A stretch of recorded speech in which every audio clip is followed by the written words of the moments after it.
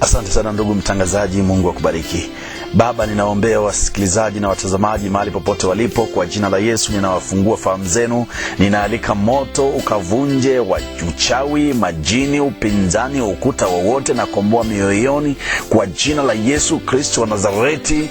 Injili ya Mungu lazima iingie kwako, usikie ukapate kupona katika jina la Yesu Kristo wa Nazareti. Baba, ninakushukuru, sifa na utukufu na kurushia wewe. Naachia malaika wako wasambae eneo kila mahali wa Injili, kaendelee kuhubiri na kuwasafisha watoto wa Mungu, kuondolea mauchafu katika jina la Yesu Kristo wa Nazareti. Amen.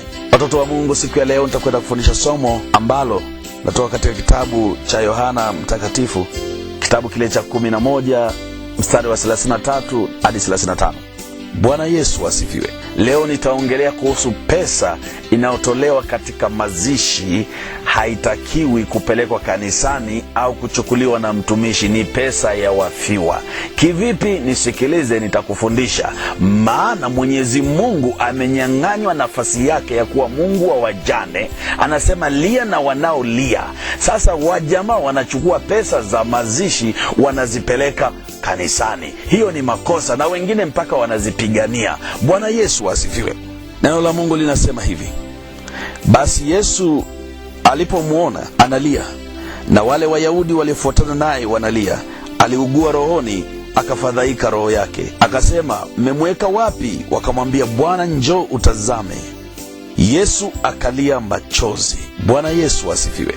Unaona hapa Yesu mwenyewe alipokwenda katika msiba wa Lazaro alilia, na yeye mwenyewe alitoa machozi. Bwana Yesu asifiwe. Na zaidi Yesu anasema lia na wanaolia katika neno la Mungu. Bwana Yesu asifiwe. Yesu mwenyewe alipoelezwa Lazaro amefariki na akaona Martha na ndugu zake wakilia na Yesu, alilia katika ule msiba, japo alimfufua Lazaro.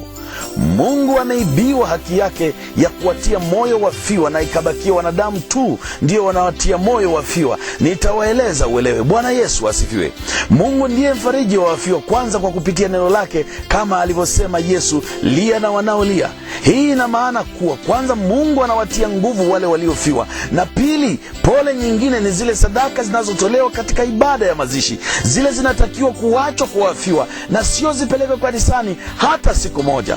Ila watu hawaelewi. Amenituma Yesu nikaeleze yale yote anayoyataka yeye yafuate, sababu shetani amepindua na kumwibia Mungu nafasi mojawapo ya kuwafariji wafiwa. Na mimi na kanisa langu ndivyo tunavyofanya katika mazishi.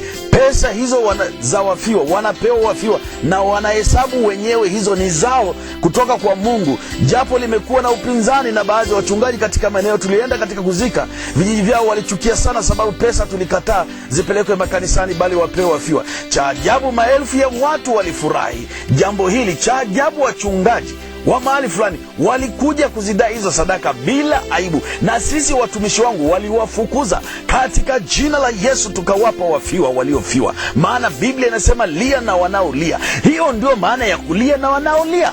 Sio unalia kwa mdomo alafu unachukua ile pole ya Mungu. Zile sadaka zinazotolewa katika msiba ni Mungu anawatia pole wale wafiwa. Yesu sasa hivi hayupo, kwa hiyo haonekani akilia.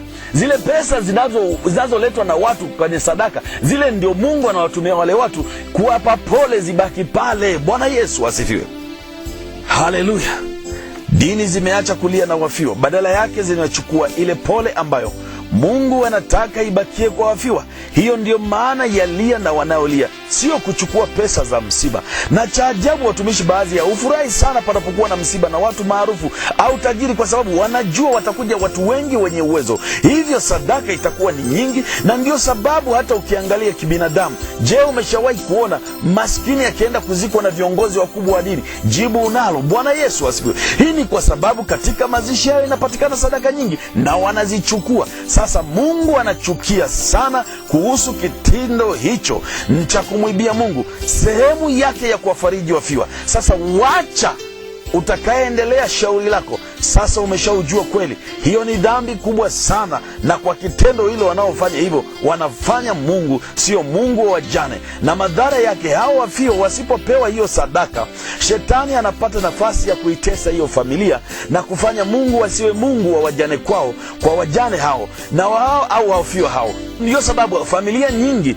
zilizofiwa zimebakiwa yatima mpaka leo hii, kwa sababu tu ya pesa iliyotolewa katika ibada ya kuhifadhi mwili ikachukuliwa na kanisa au watumishi. Yesu alipokuwa anaenda katika misiba, yeye hakuchukua pesa, aliwatia watu moyo, aliwafufua. Alipofufua, ile ni ibada aliifanya kaburini, akafufua tu. Bwana Yesu asifiwe. Lakini yeye hakuchukua chochote kutoka kwa wafiwa. Sasa kama yeye ndiye kiongozi wa kanisa, yeye hajachukua, je, hao wanaochukua wapo chini ya Yesu yupi? Jiulize. Bwana Yesu asifiwe. Hata mimi Hebron sikuyajua hayo, ni mpaka aliponifundisha kabla ya kuanza kazi yake, na sijachukua pesa hizo kutokea huduma za mazishi yoyote, kwa jina la Yesu Kristo wa Nazareti. Bwana Yesu asifiwe. Nilitangaza baada ya msiba pesa hizo ziachwe kwa wafiwa, lakini cha ajabu lishangaa, hata katika familia walizofiwa walienda kuwanyang'anya wafiwa wazele, wakaenda kuziweka mfukoni. Nami nikawatumia ujumbe, rudisheni hizo pesa, mtapigwa na Mwenyezi Mungu. Mungu ni Mungu wa wajane, nafasi yake imechukuliwa na shetani. Sasa hivi anamzuia Mungu kuingia katika wajane wengi waliofiwa. Ndio maana mnaona matatizo mengi, mnaona mnateseka, mnamwita Mungu, mnashangaa watu wamefiwa. Unaona mashemeji, mawifi wanaanza kunyang'anya watu vitu vyao, kuwanyang'anya wajomba, kuwadhulumu. Kwa nini? Sababu shetani ameweka bango ya kumzuia Mungu asiweze kuwapigania wale wafiwa, kama ni mwanamke au ni mwanamume, kwa sababu ya ile pole ya Mungu haikuachwa pale. Kwa hiyo ile pole ya Mungu inapoachwa pale kwa wafiwa, tayari shetani hatahusika na hiyo familia kabisa. Kwa hiyo Mungu atawatetea, atawalinda, atawaongoza. Hata anayetaka kuwarusha mali zao, vitu vyao, hataweza, kwa sababu Mungu anakuwa ni Mungu wa wajane. Lakini Mungu wa wajane haitimii. Kwa sababu gani? Alinyang'anywa hiyo nafasi yeye ya kuwa Mungu wa wajane. Kivipi? Kupitia matoleo yanayotolewa katika sadaka, yanayochukuliwa. Bwana Yesu asifiwe. Haleluya. Sasa leo uende ukamshukuru Mungu. Bwana Yesu asifiwe. Nitakwenda kuombea bana, wako wajane wengi sana wanateseka, wana makesi, wanazulumiwa. Wengine baada wa waume zao kufariki wanaonekana sio kitu, wamerushwa, nyang'anywa mali, alafu wanasema hivi kwenye Biblia, wewe unatesa mjane, unatesa mjane. Ninakwambia wewe mjane unateswa. Nakwambia ile sadaka ingeachwa nyumbani kwako ukapewa wewe, shetani asingepata mlango. Bwana Yesu asifiwe. Hata hiyo pesa inayotolewa huko ni ya wajane, inatakiwa ibaki katika wajane. Bwana Yesu asifiwe. Mjane anaweza kawa mwanaume, anaweza kawa mwanamke. Bwana Yesu asifiwe.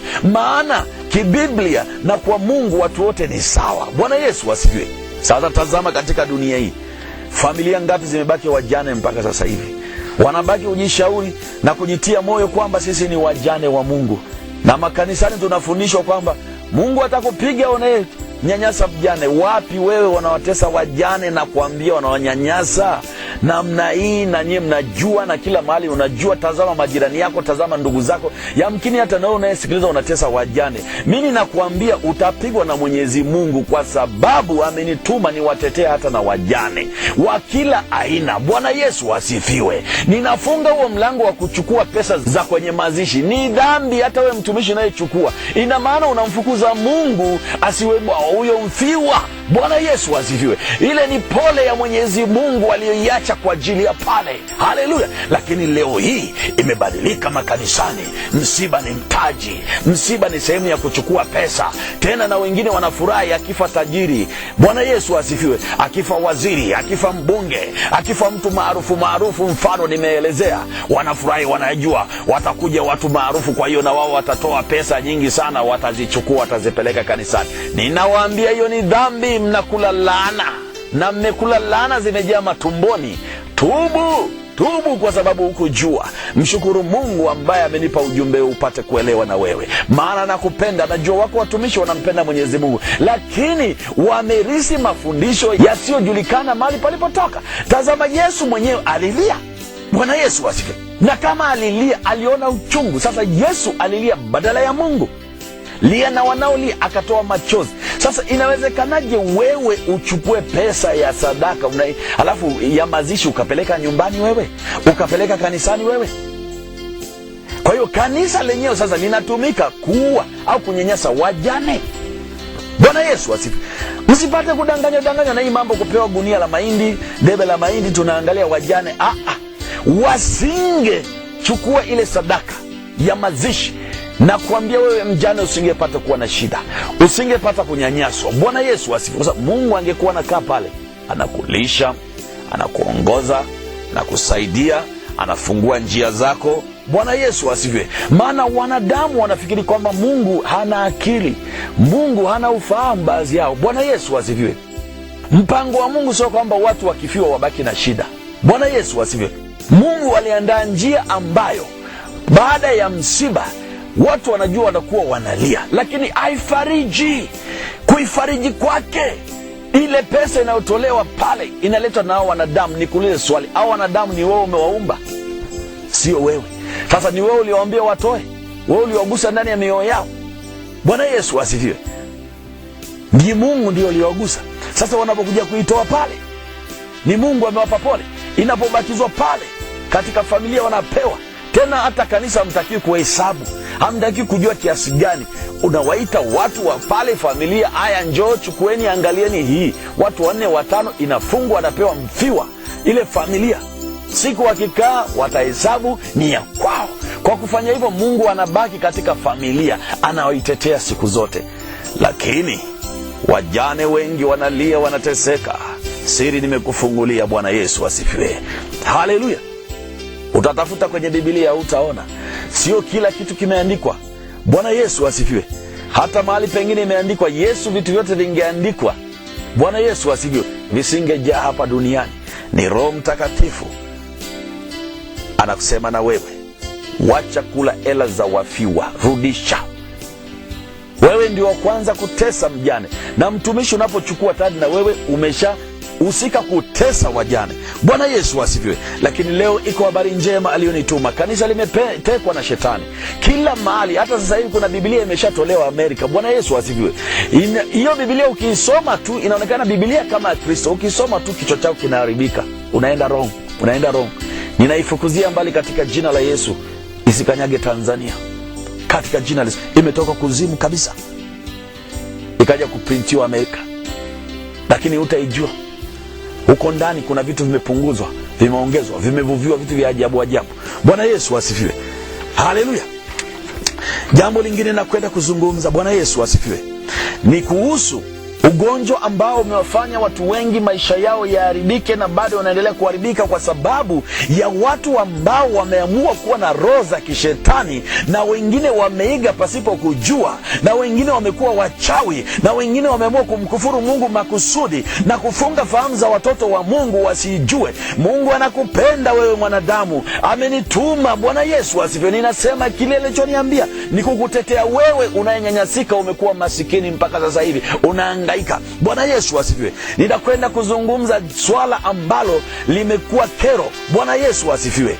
Swala la kuwatupia watumishi sadaka miguuni, au kumwekea sadaka mtumishi miguuni, au kuweka sadaka kwenye bahasha unamwekea miguuni, halafu anaanza kuzikanyaga pale madhabahuni. Yawezekana ni mwanzo wa mwezi au mwisho wa mwezi, anawaambia anaanza kuzikanyaga madhabahuni, anasema anaziombea. Ninawafunulia siri. Bwana Yesu asifiwe. Nikuulize kwanza, ndugu msikilizaji, sadaka ni nini? Sadaka ni ibada yako kati yako na Mungu. Jambo la pili, imeandikwa sadaka ni siri yako, hatakiwi mtu kuijua. Bwana Yesu asifiwe. Jambo la tatu, sadaka huwaga ina chombo chake cha kuwekewa ambacho kimetengwa. Bwana Yesu asifiwe. Haleluya. Sasa nikuulize, hapo miguuni ndio chombo cha sadaka? Jibu sio. Na jambo lingine nikuulize, miguu kazi yake ni kubariki au ni kukanyaga? Jibu ni kukanyaga. Bwana Yesu asifiwe. Na kueleza mambo yameharibika. Watu wengi wa Kristo maisha yao yameharibika. Bwana Yesu asifiwe, kwa sababu walitoa sadaka zikakanyagwa na watumishi wakaweka miguuni. Unapofanya vile, ina maana kwamba uchumi wako unaenda kukanyagiwa pale. wote kwenye ulimwengu wa roho, yeye ndio anakuwa tajiri, anafanikiwa. Umenielewa? Na anayefanya hivyo nakwambia ni wachawi. Sadaka ni ya Mwenyezi Mungu. Sadaka hairuhusiwi kukanyagwa. Yesu mwenyewe hajawahi kukanyaga sadaka, watoto wa Mungu. Wale mitume wa Yesu wa kwanza hawajawahi kukanyaga sadaka. Kwa sababu sadaka unavyoitoa wewe ni unapeleka kwa Mwenyezi Mungu. Sasa anakuja leo anakuambia tupa kwenye miguu utabarikiwa. Nikuulize ndugu msikilizaji, mtazamaji, kazi ya miguu ni kubariki? Hapana. Tunajua wote mikono ndio inabariki. Sasa miguu inafanyaje? Miguu inakanyaga, miguu inachafua, miguu inaharibu. Lakini ulikuwa ujui. Sasa hawa jamaa wanayokanyaga sadaka kwa miguu, wanaenda kuwekea miguu, wewe uliyepeleka, ninakuambia uchumi wako umeenda kukanyagiwa chini. Kwa hiyo hautakaa unyanyuke. Kwenye ulimwengu wa roho yako mapepo ambayo yamemkufuru Roho Mtakatifu, ambayo yanakanyaga sadaka. Kwa hiyo wanaichukua wao, wewe unabaki umekauka. Bwana Yesu asifiwe. Sasa yeye ataendelea kustawi na kung'aa. Uchumi wako wewe si umeshakanyagwa, kwa hiyo umekwenda kwake.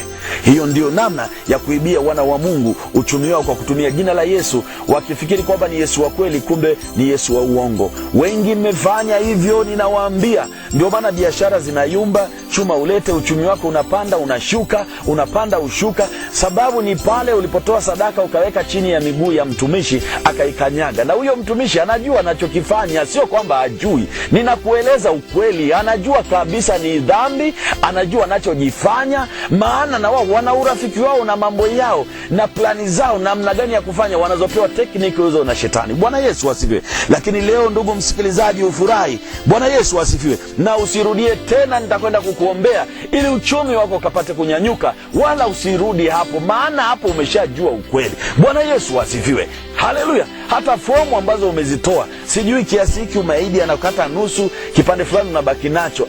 Yeye anabaki nacho, anaanza kupigia simu. Usitoe ndugu msikilizaji. Bwana Yesu asifiwe. Amenituma Yesu, hataki mambo haya.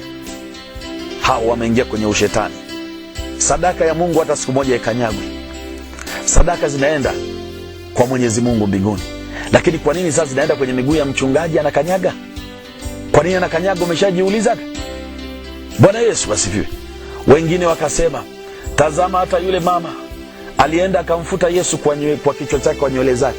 Sasa nikuulize ndugu msikilizaji, yule mama alikuwa kahaba aliyemsafisha Yesu kwa nywele zake miguuni, ile ni sadaka? Jibu sio sadaka. Sadaka ni ibada yako kati yako wewe na Mungu. Unapotoa sadaka utoe kwa mtumishi, unatoa kwa Mwenyezi Mungu. Lakini ukishatengenezwa pia mazingira ya kutoa sadaka, uweke sijui mguuni, uandike kiasi, uandike namba ya simu, uandike email, uandike unakaa wapi. Wapi hayo yametoka ndugu watoto wa Mungu? Yesu anarudi, mambo yameharibika. Bwana Yesu asifiwe. Na hapo ndipo mlipoanza kufilisika watoto wa Mungu. Na ndivyo inavyoendelea. Nimekushtua mapema. Unayesikia usikie, unayekaza shingo shauri yako. Yamkini siku nyingi ulikuwa unahangaika uelewi, sasa jibu umelipata. Bwana Yesu asifiwe. Usitishwe na maombi, anasema anazikanyagia pale madhabahuni, anaziombea. Ndio kinyume chake anawashindia na wakanyagia na wakanyagia na wakanyagia. Na Tanzania wakanyagia, Watanzania wengi sana wamekanyagiwa na uchumi wao. Kwa hiyo maisha ya wananchi hayawezi kunyanyuka kwa sababu ile sadaka ilikanyagiwa chini. Uje katika kanisa la Yesu ni Bwana Mwokozi wa mataifa yote, ufunguliwe, uchumi wako unyanyuke upya na usirudi. Maana Mungu anapenda aone mna maisha mazuri, lakini shetani hapendi. Na zaidi anapokanyagia ile sadaka yako chini, na kuambia akili yako anaikanyagia chini. Hata ukiuza ng'ombe utapeleka hela yako yote, hata mshahara utapeleka wote. Bwana Yesu asifiwe. Wewe ukifikiri unampelekea Mwenyezi Mungu, pale ni namna ya kukanyagwa akili kuwa taira. Bwana Yesu asifiwe. Lakini uambiwi taira. Bwana Yesu asifiwe. Haleluya. Natumaini mmepona. Na jambo lingine, ukikuta watumishi wanatupa sadaka, wanachagua noti alafu za kweni wanatupa chini, wanawaambia mnamjaribu Mungu. Mwambie yeye ndio anamjaribu Mungu. Mwizi yeye. Yeye anajuaje wewe una hela? Kwani lazima? Kwani akupangie? Wewe si ndio unapanga unamtolea ngapi? Shilingi 50, shilingi 100, 1000, 100,000, si ya kwako. Sasa anakupangia nini? Akishakuona tu unajua na mshahara wako, anakupangia juu na malengo yako. Acheni ujinga watoto wa Mungu. Msimame imara. Yesu anarudi. Mtakuja kuulizwa nyewe wazazi, watoto wenu wanakosa hata maziwa, wengine wanalala chini sababu ya kuambiwa kumtolea. Mungu gani huyu mnamtolea mpaka unalala kwenye chaga wewe? Mungu gani huyu unamtolea mpaka mnalala njaa mjui? Huo ni unyang'anyi. Ukimtolea Mungu lazima ubarikiwe. Na mahali popote unapotoa fanano unaona kuna kufilisika, ondoka, maana hapo ni danguro la wanyang'anyaji. Wewe utalijua. Alisema watakuja kwa kutumia jina langu, mtawajuaje? Kwa matendo yao. Bwana Yesu asifiwe. Haleluya. Bwana Yesu asifiwe. Jambo lingine na kwenda kuzungumzia ni tabia za kifrimason. Bwana Yesu asifiwe. Katika kanisa sasa hivi tabia za kifrimason zipo. Unajua, ili mlevi aitwe mlevi ni lazima alewe. Ukimwona mlevi utamuita mlevi. Kama hajalewa ukimuita mlevi unamsingizia. Mtu kama anasema kweli halafu ukamuita muongo, haiendani. Ili akisema uongo ukimuita muongo ndio cheo chake. Bwana Yesu asifiwe. Sasa ziko tabia za kifrimason. Kuna watu ambao watumishi wengine wameenda kabisa ni Freemason, lakini kuna wengine bado hawajaenda Freemason, lakini tayari wana tabia za kifreemason. Kwa hiyo tayari kama na ile tabia na yeye ni Freemason, na waumini ni Freemason. Tabia moja ya moja tutakayoisema. Bwana Yesu asifiwe. Tunajua ubatizo wa mbinguni uliletwa na Yohana, wa maji mengi tena yanayotembea. Lakini sasa watu makanisani siku hizi una ubatizo wa maji ya kikombe. Huo ni ubatizo wa tabia ya kifreemason. Ndio tabia zake kubadilisha. Wakisima, Bwana Yesu asifiwe. Kubadilishwa kwa jina, kubatizwa kwa majina ya wachungaji. Bwana Yesu asifiwe. Za kifreemason ndani ya kanisa. Mambo ya michango, Yesu aliyakuta tabia za kifreemason akaingia kanisani akazifukuza wakati huo. Bwana Yesu asifiwe. Sema nyumba yangu ni nyumba ya baba yangu ya sala. Sasa leo wamerudisha tabia za kifreemason. Kwa hiyo kanisa limekuwa la kifreemason na utenda hivyo. Na wengine mnasema Freemason, lakini wewe mwenyewe ujijui tayari wewe umeshakuwa Freemason kwa sababu una changu, kwa sababu umeshiriki na wewe umeshakuwa Freemason pasipo kujua. Yesu atakaporudi atakuangalia na tabia zako. Wewe mtumishi umeongoza watu kwa michango, yamkini ulikuwa ujui, sasa ukajue. Bwana Yesu asifiwe. Tayari wewe ni Freemason, una tabia ile. Nimesema hivi, shetani aliwapiga watu upofu wasipate kuelewa ni namna gani watawateka wanadamu. Amenituma Yesu na mimi nakufunulia upate kuelewa. Wewe unataka kupona upone. Bwana Yesu asifiwe. Mambo ya kujaza fomu na ratiba, sijui umetoa kiasi gani mwezi mzima unapewa risiti, hizo ni tabia za kifreemason. Hapo ni kwa Freemason. Hata kama mnahubiri mnasema mnaogopa Freemason, tayari mmeshakuwa Freemason. Utawatambuaje watu? Kwa matunda yao na matendo yao. Maana shetani anajua watu wakisikia Freemason wanakimbia. Sasa amebuni mipango mingi, amekuja hata na kwa tabia ya Freemason. Bwana Yesu asifiwe.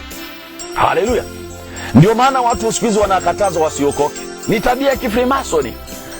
Kwa hiyo wewe ambao hujaokoka mpaka sasa hivi na utaki kuokoka, na kuambia hivi, unayo tabia ya kifreemason. Kwa hiyo leo kubali uokoke, hiyo tabia ya kifreemason iondoke, uje kwa Bwana Yesu. Haleluya. Na katika makanisa ya wokovu hivi yapo, msitishwe na habari ya sala za toba. Ufreemason umejaa. Bwana Yesu asifiwe. Tazama mabendera yanafanya nini? Tazama magari ya watumishi, wao wamekuwa marais, wamekuwa viongozi wa nchi. Bwana Yesu asifiwe. Mtumishi yote atakiwe kuwa na bendera. Hao ni Freemason. Nataka muelewe, amenituma Yesu kwa sababu wengi mlikwisha kupotea na mnaendelea kupotea. Amenituma unayesikia, sikiliza ukapate kuponya. Sikutumwa na baba yangu na mjomba na rafiki, mimi na yeye mwenyewe. Amenituma kwako, Wahindi, wa China, mataifa yote. Anarudi, ni injili yake imechezewa, injili yake imevurugwa. Watu wamechanganyikiwa, wale mbele wala nyuma, wamechoka wengine mpaka hata kanisani ya Wahindi. Kwa sababu ya nini? Tabia za kifreemason. Michango, ibada inaisha saa ngapi? Michango.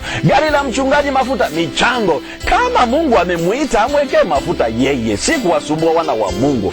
Unapokuja kanisani unakaa kwa raha. Bwana Yesu asifiwe. Ukitaka kumtolea Mungu mtolee, lakini hata ukimtolea Mungu mahali kama hapo, Mungu apokee, kwa sababu ni tayari ni jengo la Freemason. Michango, sijui mishahara ya wachungaji, wewe wamekuwa wa mishahara au tayari.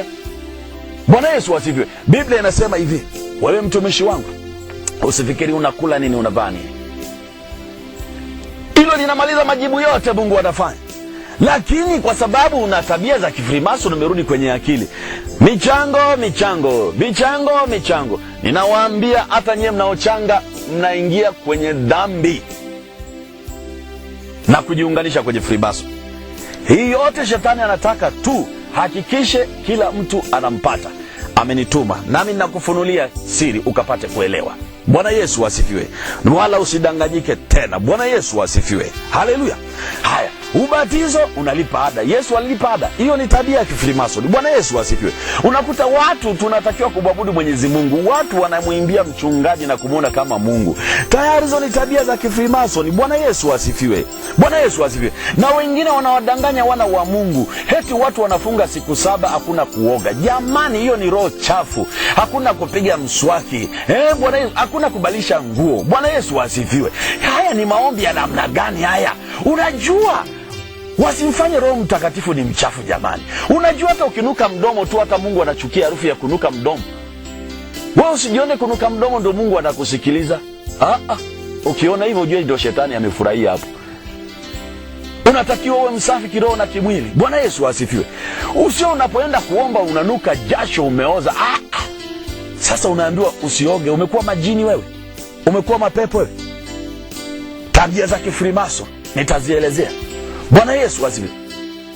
Unakuta unataka kumuona mchungaji wanakuwa na namba 1, namba 2, namba 3. Yaani wamejipangia kiwango fulani katika kanisa. Ukimuona huyu kuna shida yako msikize 1,000,000, 10,000, 300,000.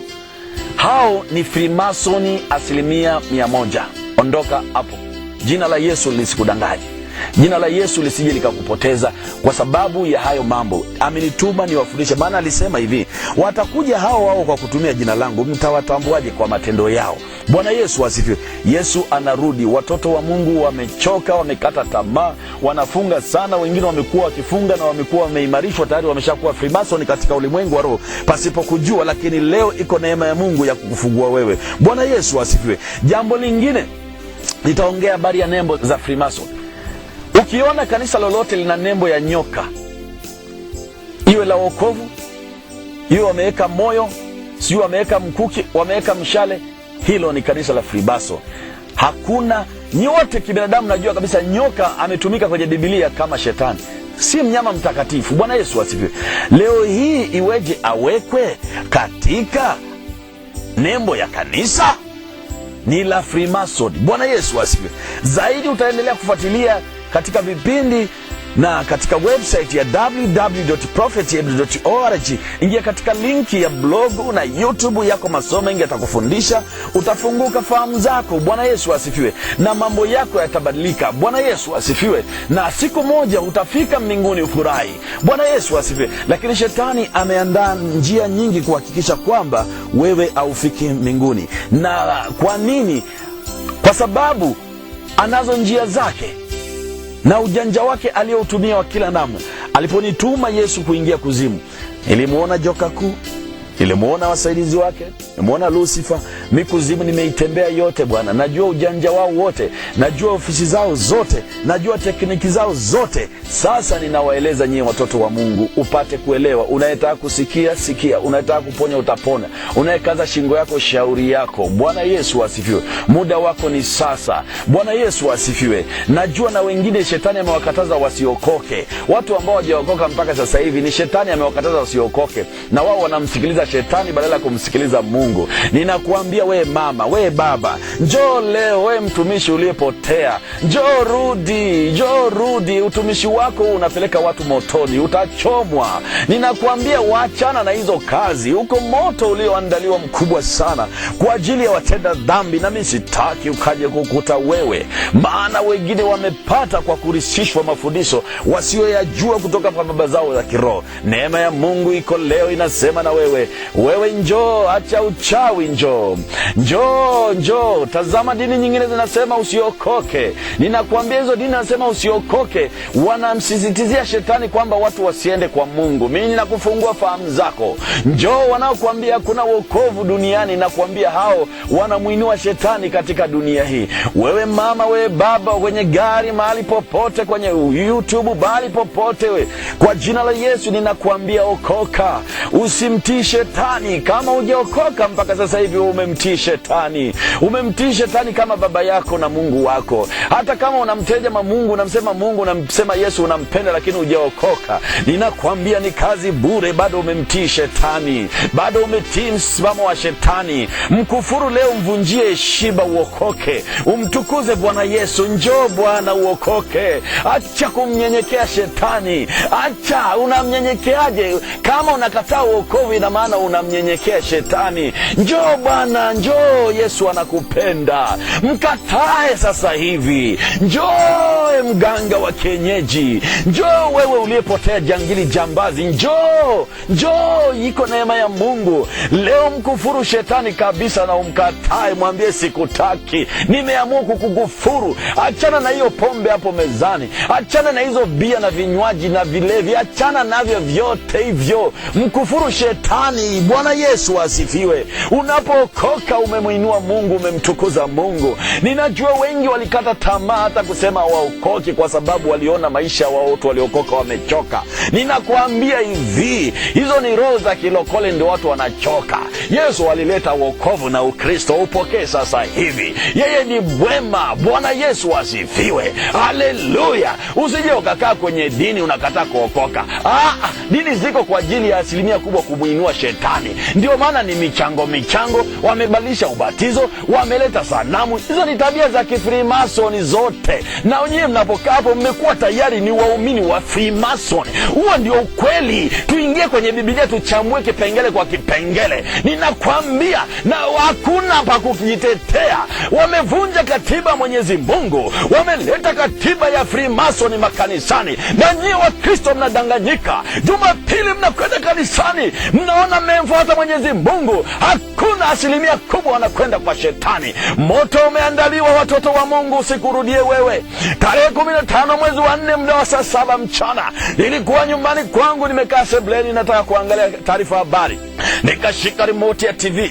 Nilipofika kwenye kochi, na kuambia nguvu ziliniisha kabla ya kuwasha TV wala kusikiliza. Nilichukuliwa nikaondoka. Watu wa nyumbani kwangu walifikiri nimekaa tu pale sebleni kama mwili. Nilipelekwa paradiso. Bwana Yesu asifiwe. Nikaja malaika Gabriel akanichukua, akanipeleka, kamkuta na Bwana Yesu, akanipeleka mahali panaitwa paradiso. Ninakushuhudia mtoto wa Mungu, nikwambia ni mahali pazuri sana. Nikapelekwa vile vile na mahali ambapo ni pa mateso, watu ambao wamemtukuza shetani, wamekataa kuokoka, na wengine waliokoka wakarudi kuzimu kutenda dhambi, wamepelekwa mahali pao nikapaona. Bwana Yesu asifiwe. Nami nitakuambia kwa ufupi kidogo tu, kwa sababu ya muda utoshi na wakati. Nikaingizwa paradiso. Nilishangaa sana. Nikaonyeshwa watu waliookoka wameishi maisha mazuri huku duniani, na kuambia hata sura zao wamebadilika, tayari wana miili ya mbinguni. Bwana Yesu asifiwe. Nikasogezwa kitengo kingine ambacho kulikuwa wamekaa watumishi. Nikamkuta aliyekuwa marehemu Moses Kulola. Lakini mimi nasema sio marehemu, maana anaishi yu hai na nimemuona. Na kumbe ndio maana Biblia inasema hivi, ukiokoka hata ukifa unaishi. Yuko hai. Bwana Yesu asifiwe. Maisha niliyomuona nayo hapa duniani sijawahi kuona. Bwana Yesu asifiwe. Amebadilika. Bwana Yesu asifiwe. Lakini mimi sikumjua. Nikasogezwa karibu na yeye.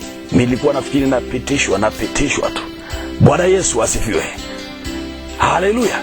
Nikamwangalia, nikaona tu ni mtu wa kawaida. Nikaambiwa na Gabriel, unamfahamu huyo? Simjui. Yeye akatoa sauti yake, Hebron. Nilishtuka kwa sababu sikutegemea kitu kama hicho. Mtoto wa Mungu, Yesu akaniambia, huyu ndiye baba yako Moses Kulola. Ameshinda. Unaona sasa hivi amekaa wapi? Yuko paradiso. Anasubiri ule wakati wa mwisho. Sasa ndio mtaingia mbinguni wote na wale watakaoshinda. Bwana Yesu asifiwe. Nikaongea naye.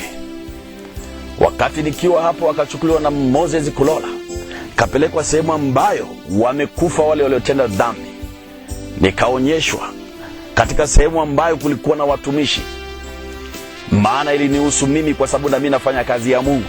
Nikaambiwa, unaona, ukifanya kazi ya Mungu vizuri unaingia hapa. Umesikia Hebron? Haya, na usipofanya kazi ya Mungu vizuri unaingia pale. Bwana Yesu asifiwe. Nikakuta mahali ambapo kuna watumishi maarufu sana. Wameshakuja Tanzania kwa majina yao, na wengine wameshakufa, na wengine ni hapa Tanzania, na wengine sehemu mbalimbali. Nikaonyesha maisha walionayo. Niliona kuna vinyesi chini, wamekalia vinyesi, wanajinyea hapo hapo, wanajikojolea hapo hapo. Lakini huku duniani tulijua ni watumishi wa Mungu. Lakini sasa wamekufa, wanasubiri jehanamu. Ni mateso, ni mateso, ni mateso watoto wa Mungu. Ni mateso, ni mateso. Ikarudishwa Hebroni, waeleze na watumishi wanaocheza na kazi ya Mungu. Waeleze na wale wanaofanya uchawi, mahali pao ni hapo. Nikarudishwa, tukakaa na marehemu Moses Kulola. Nasema yu hai sasa hivi, si marehemu. Bwana Yesu asifiwe. Tukakaa meza moja tukiwa na Yesu, akiwepo na malaika Gabriel na Mikaeli, na malaika wengine walikuwa wengi, siwajui kwa majina yao. Bwana Yesu asifiwe. Nikaelezwa yafuatayo. Bwana Yesu asifiwe. Maana kule paradiso sio kwamba wajui yanayotendeka hapa duniani, wanaelewa kabisa. Nikaambiwa Hebroni, haya maneno walioniambia Moses Kulola, endelea na kazi kama vile Mwenyezi Mungu alivyokuambia, usirudi nyuma. Mimi nilikuzaa wewe Hebroni, sio kwa sababu mimi niko mbinguni na umeniona ukazembea ukasema mimi nilikuzaa utafika mbinguni. Hapana, kila mtu anakuja kivyake. Mimi nimeshapita kwenye mdomo wa simba, yani nilimshinda shetani. Na wewe jitahidi, lakini waeleze na huko duniani. Angalia, umeona wengi, hata mimi nilivyokuwa duniani siku ya jua ni mambo yaliyofichwa. Niliona wengine wakija Tanzania kuhubiri, kumbe ni mashetani walikuwa wanakuja Tanzania. Nilikwenda Marekani, nikapita sehemu nyingine, nikiona ni wahubiri maarufu, kumbe ilikuwa ni mashetani hao hapa. Nenda uwaeleze, waambie jione kuwa wengine kwamba mimi niliwazaa ndio watakwenda mbinguni. Ni utakatifu wa kila mtu, atasimama kwa miguu yake mwenyewe. Mimi nimesimama kwa miguu yangu, nimefika Hebroni. Endeleza kazi ya Mungu kama alivyokuambia. Uende Rwanda, usisahau shetani amekaa sana kule. Uende Afrika Kusini na sehemu nyingine ambazo sizisemi mpaka wakati wake, kama Mungu alivyokuambia. Mimi nimepumzika. Tazama maisha nayoishi, lakini nimefutwa machozi. Waeleze na huko duniani. Akaniambia, waambie hata watu wa familia yangu, nami ninaizungumza hapa maana mimi siwajui, ni wengi. Waishi maisha utakatifu. Wengine wameshamwacha Mungu, wengine wamekuwa wachawi, wengine vidole vyao sasa hivi wamejaza uchawi sehemu mbalimbali. Kumbe walikuwa wanaonyesha nidhamu mimi nikiwa hai, wameficha makucha. Waeleze ulichoona watumishi wanachokifanya pale. Waeleze. Usipunguze wala usiongoze. Na mimi siongezi, nimekuambia hivyo hivyo. Bwana Yesu asifiwe. Baada ya hapo tukaongea na yale mengine niliyoelezwa ambao ni ya kwangu kama mimi. Bwana Yesu asifiwe. Lakini kabla ya kuhama hapo nikueleze, watu wanachezea injili. Akanambia baada ya mimi kuondoka, watu sasa wamefungua makucha na watumishi wengine wamekuwa wachawi kabisa. Wanawatesa wana wa Mungu, walikuwa wamejificha. Waeleze, mimi nilikuwa na wajua toka mwanzo ni wachawi, lakini nilinyamaza. Lakini mahali pao ni pale. Umeona wanavyoteseka? Nikamwambia ndio baba. Nikachukuliwa, nikaondoka. Tukamwacha Moses Kulola hapo paradiso. Nikapelekwa sasa mbinguni. Lakini wakati unakwenda, Gabriel akaniambia hautangangania ise kubaki huko kama wakati ule. Nikaambia hapana, sitangangania. Maana ukingangania na kuwa sipelekwi. Sasa nikaambia Mungu nitie nguvu. Nikaenda nikaonyeshwa sehemu ambayo ni makao ya watu ambao watakuwa wameushinda ulimwengu. Nikaonyeshwa nyumba ya chini kabisa ambayo ya mtu yule ambaye yani ameokoka, amekaa vizuri. Nyumba yake, ubora wake ni kama hoteli maarufu kupita dunia nzima, na bado hiyo hoteli haikuti. Lakini nakutia moyo na usirizike ambaye umeokoka, utakwenda mbinguni, ukaacha kukaza mwendo, ukasema nimeokoka nitakaa katika nyumba. Changamka, maana wako wameandaliwa majumba maajabu ya ajabu mazuri. ambapo wewe ukizubaa utaona tena umekaa kwenye nyumba ya majani. Ujira wako utalipwa siku ile. Sasa wewe unabatiza watu na vikombe, kuna sehemu ya kukalia mavi. Na waeleza ukweli, unabatiza watu kwa jina lako, utaenda kukaa kwenye mavi pale kinyesi. Mnaabudu sanamu, mnakaa pale. Inakueleza. Bwana Yesu asifiwe. Nikatolewa, nikaangalia sasa na kukumbusha sehemu za paradiso na kurudisha alipokuwa marehemu Moses Kulola ambaye yuko hai sasa hivi. Bwana Yesu asifiwe. Nikapita katika sehemu za zile washroom zao.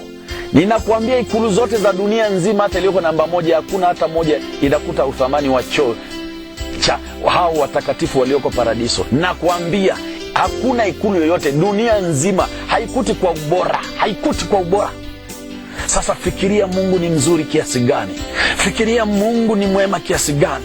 Anakupenda wewe, anataka uokoke. Lakini wewe mpaka sasa hivi unamtii shetani, hutaki kuokoka.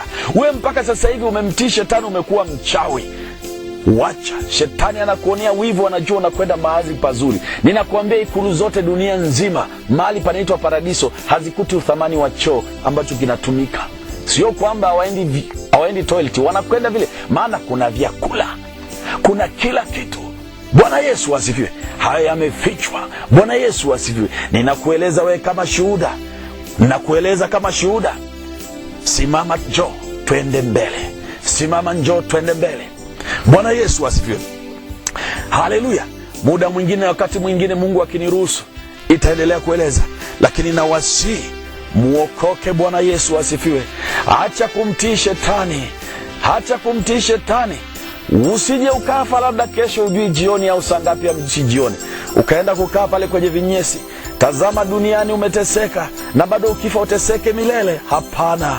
Mungu aleta connection yake Bwana Yesu. Wala utajitetea, wakati wako ni sasa. Wengine wanamuita Nabii Isa bila kumwamini na kumkubali Nabii Isa. Ninakuambia hauendi paradiso. Lakini huku duniani tunaambiwa tuende peponi. Ninakuambia hakuna peponi, ni paradiso. Huku duniani tunapiga mapepo. Kiswahili sahihi, mapepo. Alafu naambiwa nenda mapeponi. Kwa vinywa vya zile sala tu unakwenda mapeponi. Bwana Yesu asifiwe. Ninakuambia urejee kwa Bwana Yesu. Anakupenda, neema yake ni njema, neema yake nzuri, na kuangalia, najua umeteseka. Sio makosa ya Mungu. Mungu alituma wachungaji, wengine wamebadilika, wamekuwa mbwa mwitu, wamekuwa wauaji kabisa. Na wanawaua hao ambao wanasimama kiroho, hawataki kabisa, wanaosema ukweli. Mimi siogopi, nakwambia hata nyie mnaosema ukweli, endeleeni kusema ukweli. Mungu anawaangalia. Usimwangalie watakuangaliaje, watakufikiriaje. Wewe muangalie Bwana Yesu. Ninakwambia utalipwa mwenyewe na wakati wako ni sasa. Bwana Yesu asifiwe. Hata usije ukasema umezaliwa na Hebrew unaenda mbinguni. Ndio, mimi nimekuzaa kiroho. Wewe maisha yako yakoje? Yataangaliwa hayo. Mimi nakuonyesha njia, ni kuchunge na kukuongoza na kukufundisha ufuate njia kama vile Musa alivyoongoza wana wa Israeli wakaenda. Wale waliokataa kumsikiliza Musa walianguka, walipotea, wakaangamia. Msikilize hana kueleza. Na wengi wanaongozwa na Musa wa uongo. Bwana Yesu asifiwe. Ndio maana maisha yameharibika. Bwana Yesu asifiwe. Zaidi karibu katika kanisa la Yesu ni Bwana Mwokozi wa mataifa yote. Mungu atakufungua zaidi na utafundishwa, utaujua ukweli, uzidi kusonga mbele. Bwana Yesu asifiwe. Yesu ni rafiki wako Bwana. Anakutaka wewe, yeye si adui yako.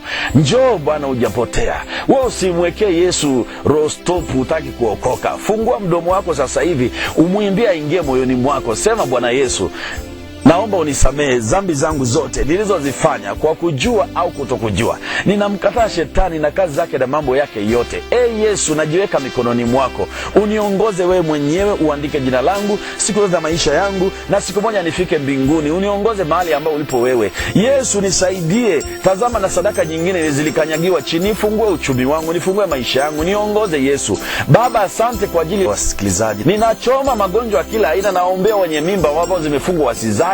Ninaomba Baba wasitolewe makafara, na warejeshia nyota zao, na wafungua mwanga kwa jina la Yesu. Naomba Mungu ndani ya mioyo yao wakapate kujua Mungu wa kweli kama nilivyokujua wewe Mungu, ili Mungu wafike mbinguni siku moja, wasibaki kwa miungu. Maana wengine wameona watumishi ndio Mungu, wengine wameona wanadamu ndio Yesu, wengine wamebaki kwenye michango. Na nawaambia hata madeni msilipe tena, nyie msilipe. Nawaambia hivi, msilipe, mnaibiwa. Kafanyeni maendeleo yenu na vitu vyenu. Baba, inyanyue Tanzania, ibariki Tanzania, Ninaombea rais, mawaziri, kwa jina la Yesu Kristo wa Nazareti, amani yako endelee kutawala. Tutaonana muda mwingine na wakati kama huu. Mungu awabariki sana. Amen.